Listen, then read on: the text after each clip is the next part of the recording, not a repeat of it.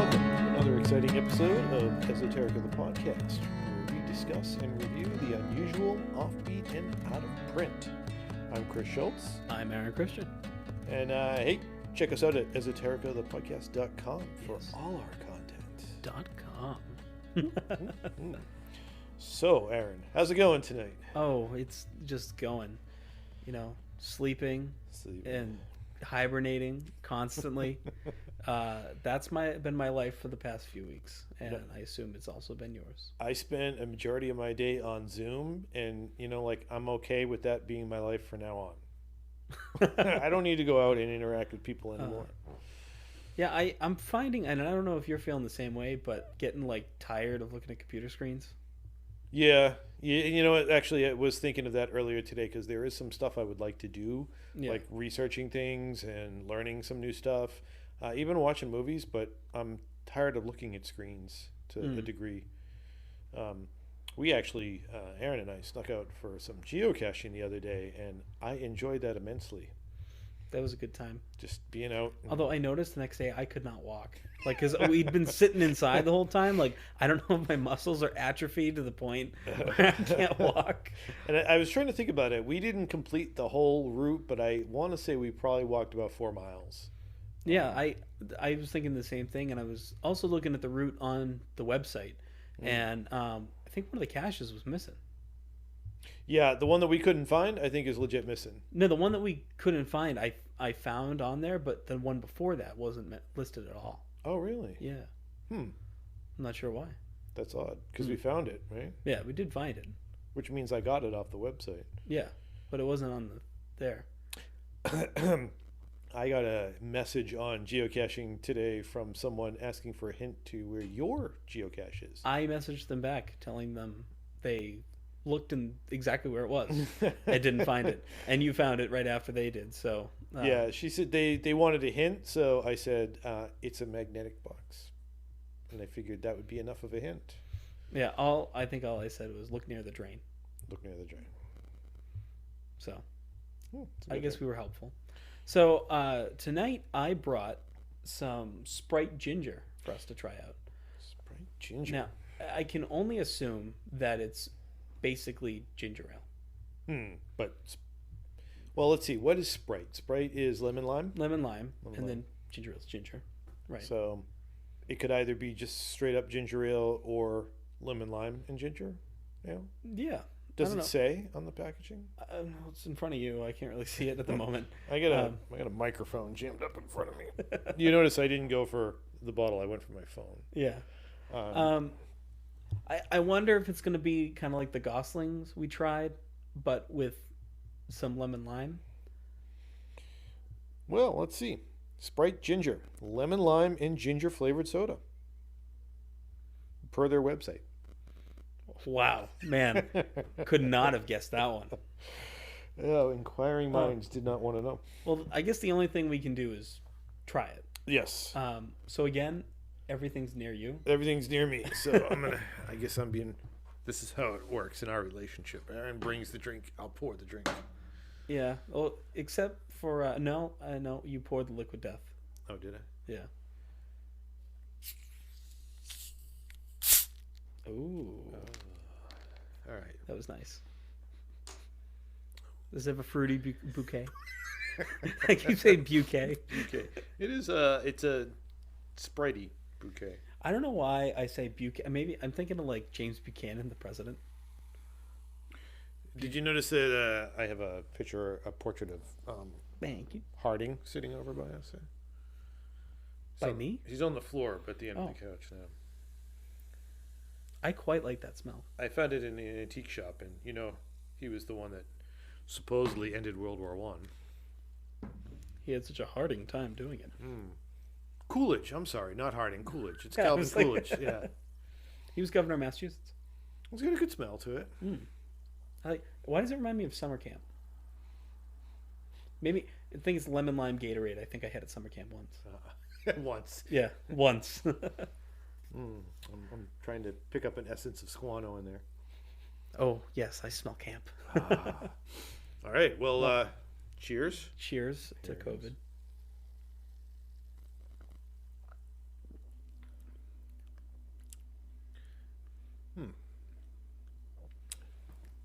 It's weird. Yeah, no, well, in a good way. So here's the thing. I like ginger ale, but it's very gingery. Yeah. Like ginger's a strong flavor. This could do with a little more ginger. It's like a hint of ginger. Yeah, I didn't taste anything. So I have COVID. Oh my Lord! I want a soda called Taste Zero. Taste Zero. It just got no taste. You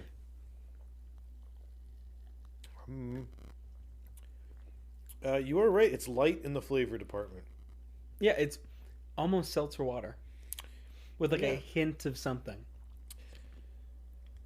When I was a kid, I had straight seltzer water, and I thought it tasted like carbonated ashtrays. I don't like seltzer water. Yeah. No offense, Justin Arena. I don't like seltzer water. Although I do not mind the seltzer water with like a hint. So this is one of the funniest things in the world. They do this with water now, where it's got like a hint of a fruit flavor. That's watered down juice. I hate that. I hate it so much. And it's probably because I'm so used to how sweet, like G2, Gatorade 2, hate it. Absolutely hate it. Because I'm used to how sweet it is, and then you just water it down, and I want to throw up. But is that not the most brilliant marketing, where we're going to take our product and water it down and sell it? I know, it's so dumb. It's smart marketing, but it's so dumb. You know what else is smart marketing? I just saw the other day, I forget the name of the company, but they sell household cleaners, and all they sell is a tablet that you add to a bottle of water. It's like Windex, but they just dry the Windex into a little tablet and sell that instead of a bottle full of water. Can we call smart marketing smarketing? Smarketing. Oh. Smarketing. Like you do that in Smarch. Trademark. You heard it here first. Yes. Sprite Ginger. Yeah, not bad. Yeah. You know what we should start doing? Let's start rating these. Like give them on a scale from 1 to 10. Okay, that's a good idea. Yeah, because we don't give a definitive answer as to how it tastes. So I don't know. I'm giving this I'm gonna give it a 6. I'm gonna go with 7 only because I'm a Dr. Pepper man at heart. But when I'm drinking other beverages, a lot of times I don't like the heavy feeling I get from soda. Yeah, this has got a lighter feel. It's not as syrupy. Yeah. So I feel like I wouldn't feel bloated after drinking. Yeah, mine just loses 1 point because it's soda. But yeah, I'd say a solid 7. I have to say, this is like the better of the sodas that we've had on the show. 7 out of 10 would drink again. Yeah. Okay, before we go any further, I want to take a minute to talk about the awesome folks at Anchor. If you haven't heard about Anchor, it's the easiest way. In fact, it's the way that we make a podcast. Let me explain. It's free. There are creation tools that allow you to record and edit your podcast right from your phone or computer. Anchor will distribute your podcast for you, so it can be heard on Spotify, Apple Podcasts, and many more. And you can make money from your podcast. Best part, no minimum listenership. Ooh. It's everything you need to make a podcast in one place. It's so cool. We found the service. We started using it. We're making podcasts. Yeah, making podcasts, making money, having a good time. So listen, you want to get you out there. You want to be heard. Download the free Anchor app or go to anchor.fm to get started. Thank you. So I'm sure that many of you have seen, if not heard of, the new Netflix series, Tiger King. Murder, mayhem, madness, something like that. Probably a combination of those words. So we're going to do something the opposite of esoteric and talk about the most popular show. But I think we have some esoteric elements to inject into it. Some things that hit home, some things that hit local. So let's just have an open dialogue for a second. About Joe Exotic and his merry cohorts? Yeah. So first of all, talk about shit luck with timing. Yeah. Like, I feel like this series could have just been under the radar if it had come out at any other time than right now. I could be wrong because it's insane and it's fascinating. Yeah. But when you take it in with the current cultural moment that we're in, it's like a saving grace. It's keeping us all from going COVID crazy. I have a specific reminder of an individual in my wallet that did something not very nice to know that when I do things that are bad, I can't do anything as bad as that person. It's just a constant reminder. So I think that the positivity that comes from this show is the fact that we all know we can't be that crazy. Oh my Lord. And there was nothing in that show that was any less crazy than the thing right before it. Now, it's like dominoes of insanity. FYI, there's going to be spoilers, so if you haven't seen it, just skip ahead a few minutes here. And if you haven't seen it, like, what the hell is wrong with you? Do you live under a rock? Buy Netflix? I don't know. Here's a quote I'm going to throw down for everyone. Ignorance of your culture is not considered cool. What up? So, this is where it starts. I'm on Joe Exotic's side, okay? Because I think that he's upfront about his insanity. Like, he embraces it. He knows he's freaking crazy. Carole Baskin does not embrace that. She thinks she's like the best thing going. Is her name Carole Baskin? Because I was pretty sure it was Carole Fucking Baskin. Did I miss you? That's the proper name. That's her full Christian name. All right, so I do feel like Joe got railroaded. Yeah. But can we both agree that he totally burned that studio down? I don't know. I think because the guy with the cowboy hat on, he moved somewhere, and like a year or two later, his house burned down, and then he moved to Norway. Yeah, but that whole sketchy vibe that he had, that like they were coming for him after that. I don't know. I can't remember if he implied it, but I really get the feel in my mind. I'm as convinced that Joe burned his studio down that I am that Carole totally murdered her husband.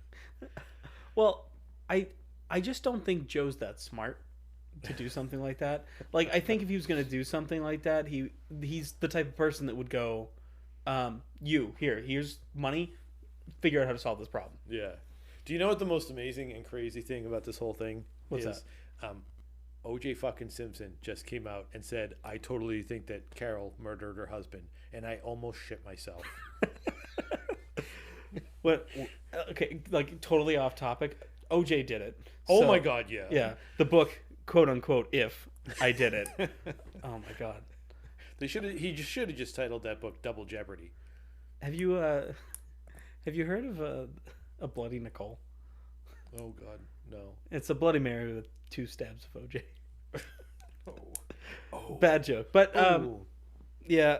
So Tiger King. Carole killed Don, and he might have burned down the studio. I don't know. I just think that that's so much less clear than the fact that he disappeared, and like there was some video I saw earlier today of her going on YouTube or something, and she's like, "Hey, all you cool cats and kittens." I know, but she's like, people are talking about like my husband Don, how he hated me and he was so mean to me, he was awful, and like just like trashes him. And then all of a sudden she's coming out now saying everything's fine. Like, that's just too sketchy. Yeah, and you see how she just came out with I think it was like a blog post countering the Netflix doc. Yeah. And she does a total scorched earth on her husband, saying how he was shitting in the front yard and was a sex addict and all this other stuff. Like, not making it look better. No, and having once been in the crib of insanity with a spouse, I totally, she killed her husband. Yeah. She totally killed totally her husband. did. She's still killing her husband. My favorite meme is the one where it's a tiger taking a dump, and it's the last known photo of Carole's husband. Oh my dear God. And the Prince Albert. That's all I need to say. Dear God. Yeah. I think one of my favorite Joe moments is when the girl gets her arm bitten off by the tiger. The first thing he does is change his outfit. He put on like a paramedic jacket. So I should mention that is a man. Yes. Yes. He. They. I think they use they them pronouns. I'm not sure, but let's use that just in case. Not that hopefully well, not. I hope that people would care enough. I think I'd be honored if somebody get mad at us for using the wrong pronoun because that means they're listening. They're paying attention. That's true. So, listener, thank you. Yeah. We don't. We never intend to be insensitive towards an individual, except for Carole Fucking Baskin, because she totally killed her husband. She killed her husband. Carole, come at us. We do not condone murder on this show. No. And can I tell you, just because we're trying to get hits and followers, Carole, if you want to come at us, bring the crazy on, baby. Talk about us. I'm down with it. I'm ready to go toe to toe with the tigress. Toe to toe with the tigress. Little alliteration there. Yeah. Oh my god! But it's insanity. If you haven't seen it, it's 7 parts. They're like 45-minute episodes. Like literally, it's half your day. And what else are you gonna do but sit at home and masturbate? So watch the show. Yeah, and you get a taste of like Florida and Oklahoma. So we did want to mention the sort of esoteric angle to this is Bhagavan. What the crap is his first name? Yeah, Bhagavan. Bhagavan? Yeah. Dr. Antler. Oh my gosh. It's stuck in my head that it's Doc Antler. So that SOB got his, well, maybe not his start, but for many years, up until just recently, he was at King Richard's Fair here in Carver, Massachusetts. Right on good old Route 58. No kidding. He had the Tail of the Tiger attraction. And I do remember reading about one of the reasons why I have never gone to King Richard's Fair recently is because they had live tigers not in the cage that you could pet. And that seemed like an extraordinarily poor choice to me. And I wonder now if because of how famous this has become, they'll ask to have him back. Or they might want to distance themselves as much as they possibly can. Yeah, because he didn't come out smelling too good out of this either. No, but he's not the worst person. No, actually, I would say he was the least worst because he's honest about what he's doing. Well, we can both agree that the most normal person is the Colombian drug dealer. And that's saying something. Or that the nerdy redhead kid, the one who was in the room with. Oh my God, the campaign manager. Yeah, he seemed fairly normal. I saw a GoFundMe for him. People were trying to get money for him to get counseling because he's never seen a counselor. After being in the same room as someone who shot themselves in the head? Yeah. Dude needs a counselor. No, he does. So there's a GoFundMe page. Hey, folks, if you get a moment, go check out that GoFund page. GoFund page. GoFund page. Go throw that dude some money because he needs some counseling. So I did that professionally for 2 years, and I needed counseling when I was done with that, and I never saw someone do it live. So, yeah. So, watch Tiger King if you haven't. Check it out. So for today's album, we will be reviewing Fat Boys and Little Men by Fat Boys and Little Men. Fat Boys and Little Men is a group local to us from Mansfield, Massachusetts. When I was in my band Something Saturday, we played with them, I think, between 1 and 3 times at least.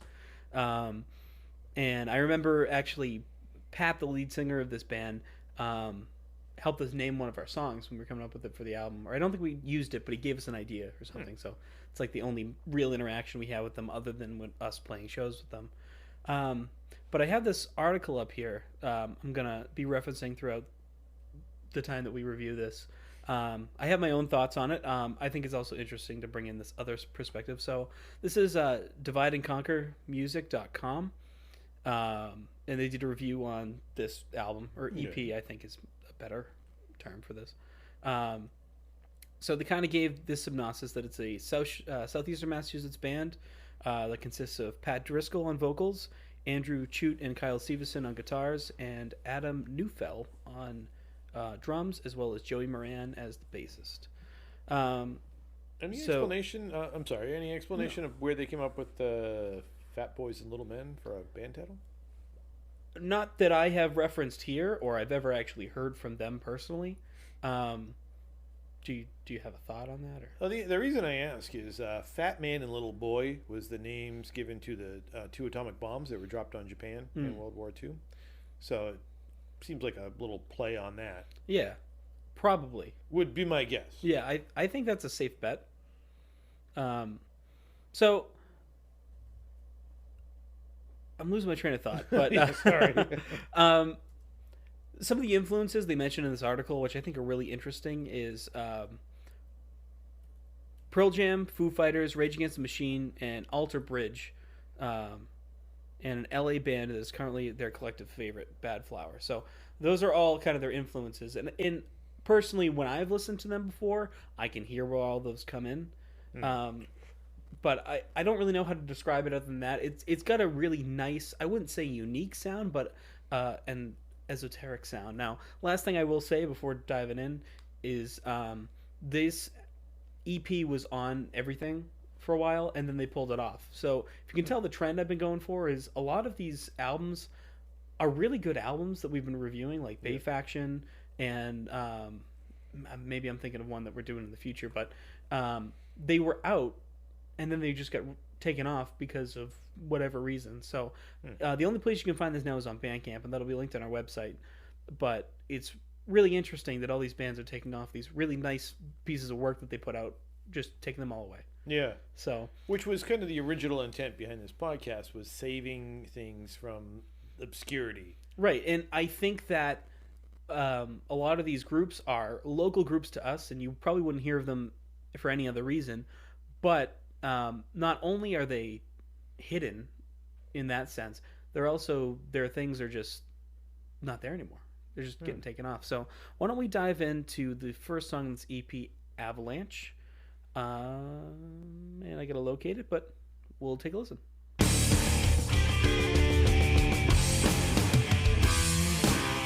your lies and alibis, created a line that's so divine. The life you live is no surprise. You only live once, so dies. Take no look and you will see some more deadly than a bullet. This is gonna sound unrelated, but it's related. Was it maybe last year? This band Greta Van Fleet came out of nowhere. Oh yeah. Sound uncannily like Led Zeppelin. Yep. Even though apparently they weren't going for that, which I think is BS because they sounded like Led Zeppelin. So this sounds like 90s grunge. Oh yeah. And 100%. And for somebody who grew up with 90s grunge, like Soundgarden, Pearl Jam, Alice in Chains, all those guys were heavily influenced by Led Zeppelin, Black Sabbath, and those. So I can hear tones of Black Sabbath in here being channeled through grunge scene rather than directly from the source. So it's kind of cool to see that evolution of influence. Isn't it?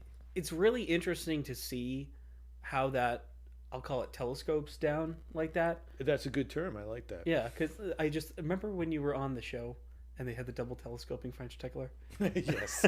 That's where I was thinking of the term. That's a whole other episode. But yeah, I find it really cool that you can take some group that was influenced heavily by other groups that started an actual trend of music, right? So really Black Sabbath, Led Zeppelin, like that's really where metal started. There, right? And then you channel it into, like you said, grunge and stuff, and now you're here. So whatever this turns into from there, I think is really interesting to see the evolution of how that changes. So yeah, it's really cool. Like I said from the beginning, you have Pearl Jam, Foo Fighters, Rage Against the Machine. Rage Against the Machine, you'll hear, I think, a little more. I can't remember offhand where Rage originated from. Pearl Jam is definitely Seattle, which is where grunge is born, and Foo Fighters is technically Seattle because Dave Grohl was from Nirvana, right? And he was Seattle based. I think this is all West Coast, kind of thing. Ironically, an East Coast band is what we're listening to, though. So that's. But they get the sound. They do have the sound. Super nice guys, I will say. So why don't we get into the next track, Housefly? They say in the article here, and I think it's really cool to mention, feels nasty, deep, and groovy. Nasty, deep, and groovy. So, knowing this song, I can totally attest to that. So, let's take a listen to Housefly. And I just want to note, Housefly is written House Flii. House flea. Yeah, it's pretty cool. Fly I. All right, Housefly.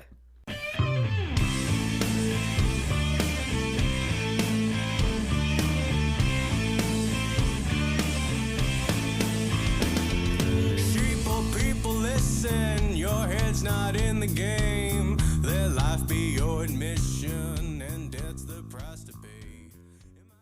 So having met the lead singer, he's a lot like, I'm going to use Chris Farley, because Chris Farley is an adult but knew how to be a child still. Okay. And that's exactly the impression I get from Pat. He's the nicest kid I've ever met. And like, he is just like just a goofy, awesome person. And then that voice comes out of him, and it's just so like serious and strong, and he can belt. And it really is so cool in this song with the dynamic. I love the rhythm section being front and center in this song. Yeah, I wish there was more of that in just everything. Yeah. You know? Like weird, super mainstream thing to reference, but Billie Eilish uses in one of her songs a bass line up in the forefront, and like you hear that a lot, but I don't know, it's just really nice. Yeah. And I know like we were discussing in the last track that there definitely seems to be like a northwestern influence here. I did note that the guitar was not as fuzzy as a lot of grunges. There's a cleaner song, you can actually hear what they were playing. Yeah. Which I thought was kind of cool. Yeah. And in the article it kind of the Mr. what's his name, Mr. J. Freeman, talking about how it sounds like a less industrial Rob Zombie, but more like Ram Jam's Black Betty or something from Ted Nugent. Oh, Ram Jam. Ram Jam. Oh, Black Betty. Bam. Amber Lamps. Amber Lamps. Amber Lamps. So this next one is called Humpty Dumpty, OOAO. This song, short story to tell. When I played with Fat Boys and Little Men at the Orpheum Theater in Foxborough in July of 2018, how I remember that date, don't know. Big flex. At the end of the show, everybody that played got to go up like right in the right below the stage. I don't know what that area is actually called, but right below the stage. The pit. It wasn't like a real pit, but in the pit of the stage, and we all were just moshing. There really weren't a lot of us there. I think we played a show for like maybe 20 people. But we got down, we were moshing, and the coolest thing was singing this song back to the lead singer who's in my face. So that's cool. It was a lot of fun. And they had like cabs and stuff going. They were mic'd up, and there was nobody there but just us having a good time.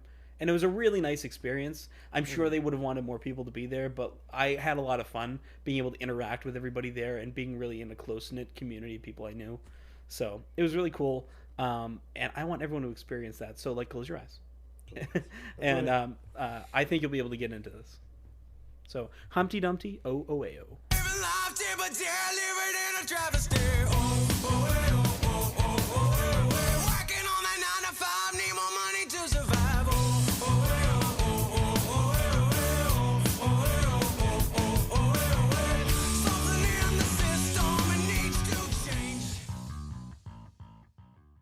So, Humpty Dumpty, OOAO.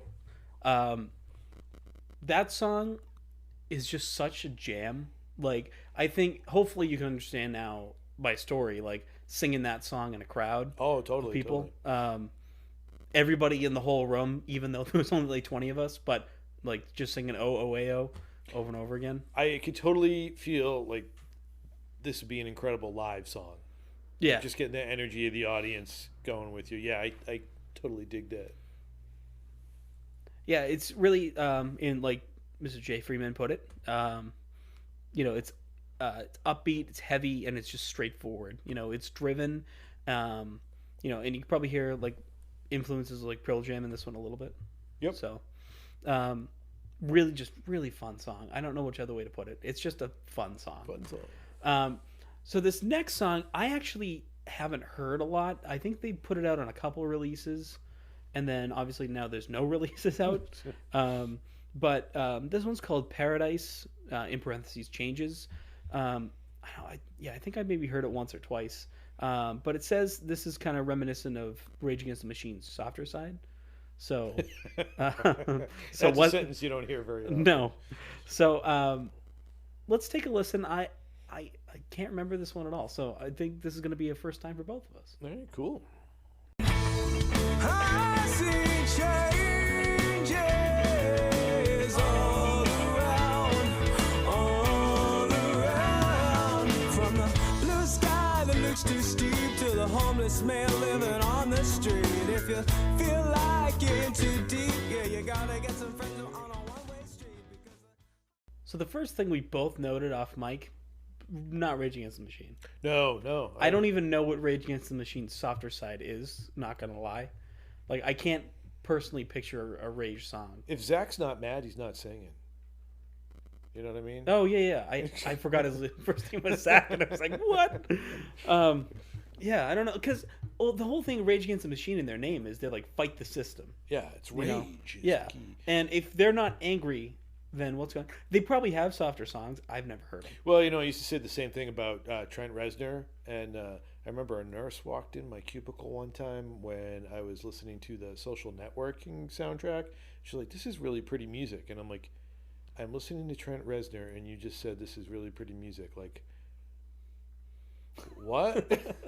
Soundgarden. That reminded me more of Soundgarden than Rage. On the Soundgarden note, I've been convinced for the past few months because Black Hole Sun keeps coming on at work on whatever station we're listening to, and I'm convinced, and I know it's not, but the Thanksgiving episode of The Peanuts, that Black Hole Sun is in it. I know I'm wrong, but it fits when Snoopy is setting the ping pong table up for everyone to eat at with the popcorn. It's Black Hole Sun playing. Isn't that a weird... Do we have a Dark Side of the Moon Wizard of Oz thing going on here? All I know is I'm going to make an edit at some point of those two things together, and everyone's going to go, oh, yeah. Yeah, I see what you're saying. I see what you're saying. But I was thinking John Cougar Mellencamp, Jack and Diane. I said I wasn't going to mention this off mic, but when the song first came on, I thought of Blind Melon. Do you remember Blind Melon? No. I shook my head yes earlier, just so you didn't feel bad. But now that we're on mic, I'm going to make you feel bad. All I can say is my life is really gay. I don't know if the song that but it popped into my head. But the song, I don't know. It makes no sense. It was a non sequitur. So. Yeah. And even the article mentioned a rap rock kind of thing. I think more spoken word. Yeah. I wouldn't say rap rock. Yeah, I can see how the flow is reminiscent of that, but I wouldn't call it rap rock. Or maybe if you're going back to like Faith No More, which is one of the first times I remember hearing like a crossover of rap and rock. But yeah, we'll wait till you get to a few episodes from now where we're going to be listening to rapcore. So, anyways. So we've had 2-hour episodes almost for like the past 2 weeks. Yep. So we're actually at the last track of this album. Holy cow. So the last track on here is Savior. And I'm going to reference, because this article does a way better job at explaining what these tracks are than I could come up with. But they're grittier and deeper guitar riffs with like a metal rock sound overall. It's pulled together like older and newer sounds. So it kind of is a good combination of, like the Black Sabbath kind of vibe and the Pearl Jam kind of thing. It's a real good mix of those two, not just channeling the two, I think. And Pat's voice is just so amazing. So we are going to take a listen to Savior. Savior. She is my woman for the night. On the red light, her beauty always shines. Seduce me, make me feel divine. Do two wrongs, heaven make it right. So that was the end of the album. Yeah. Or the EP. I totally got the Soundgarden Pearl Jam vibe on that for sure. That wall of guitar sound that was very distinctive. Yeah. As much as I just talked about like 2 songs ago about how I like bass-driven songs, that was driven by a nice low-end guitar riff, which I think complemented everything really well. And like when you have a mid-range guitar riff really driving things, I think is a good balance. You know, like Guns N' Roses, "Sweet Child of Mine" is a great song, but like I don't know, I get really annoyed at that riff every time I hear it. Yeah, I get what you're saying. Yeah, I can play it, like not to like toot my horn or anything, but but totally toot your horn. Yeah, it gets annoying after a while. So like a nice mid-range guitar riff, like I think that just like it just feels good to hear. Yeah, it was crunchy. Yeah. Yeah, I dug that. That was good. I like that. So this is an album. I've never heard them before this airing. I would totally listen to that in my truck. Which, if you're doing like a scale of 1 to 10 on a rating, if it's a truck CD, like that's 8, 9, 10, I'd say. Yeah. Something I want to listen to while I'm driving around. Yeah, and I think you pick up more of it when you listen to it like recreationally, because us sitting here like actually paying attention, I actually have a hard time tuning into what's going on vocally and lyrically. But I think I notice it more when I'm just like kind of doing my own thing, because I probably have other things going on in life and I'm worrying about whatever, and I'm not paying attention, but somebody says something in a song that just tickles my fancy, and it hits me in the right spot, and then I notice it. I know the lyrics of most of these songs, but for the life of me, I probably couldn't tell you what the lyrical themes are. I know. I was thinking we could get into that. Should have an edible before we do the podcast, but the only problem is I think each episode would be like 4 hours long. So Yeah, it's a bad idea. We won't do that. No, I really enjoy that. I like the sound. Like I said, definitely evocative of like Seattle grunge, to be specific.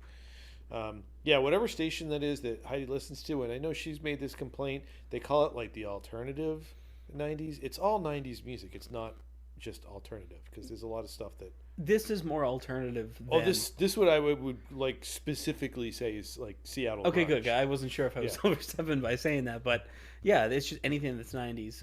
It's even not even 90s, like there's stuff that's like out and popular now that I've heard on there that's just left of mainstream enough that they're considering alternative, which I guess if you use by definition alternative to mainstream, sure. Yeah, which is what it originally was before it became a genre unto itself, which is why I'm specifying with this Seattle grunge, because grunge became a sound. Right. It originated in Seattle and then became a sound, but this definitely sounds like they are heavily influenced by, I'd even go back as far as say like Mudhoney, Mother Love Bone, some of the bands that predated Pearl Jam and Soundgarden. Yeah.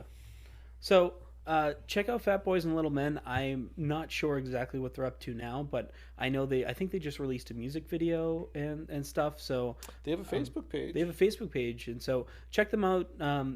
Keep an eye on them, because if they've taken this off, what we've seen as a trend is they have more stuff coming out that might even be a different sound, or maybe is what they see as an improvement on this sound. So take a listen, support them, especially during the COVID.